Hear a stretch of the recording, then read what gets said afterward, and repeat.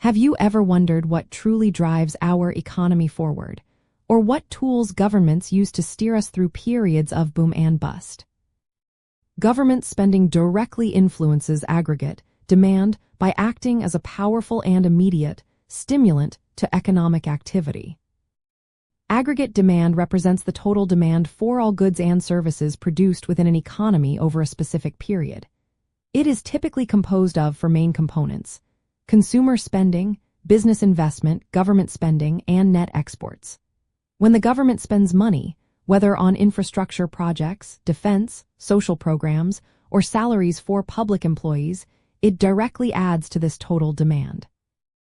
This is because government spending is an explicit part of the aggregate demand equation, alongside consumption and investment. When the government increases its spending, it injects new money into the economy, creating income for individuals and businesses, which then leads to further spending.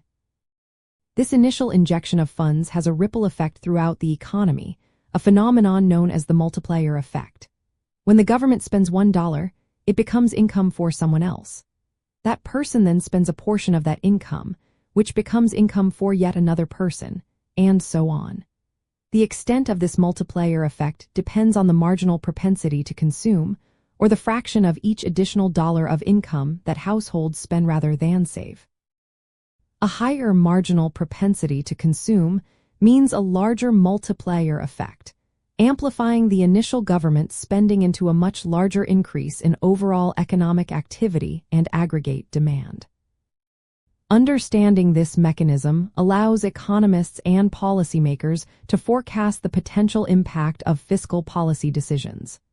For instance, in a recession, increased government spending can be a crucial tool to boost aggregate demand, helping to restore employment and economic growth. This could involve funding a large-scale public works project or increasing unemployment benefits, both of which put money directly into the hands of consumers and businesses, encouraging them to spend. One key insider detail is distinguishing between direct and indirect impacts. Direct impact refers to the initial injection of government funds. Indirect impact refers to the subsequent rounds of spending generated by the multiplier effect. The total effect on aggregate demand is the sum of these direct and indirect impacts. This makes government spending a primary lever of fiscal policy, which refers to the use of government spending and taxation to influence the economy. This is a deliberate action to stabilize the economy.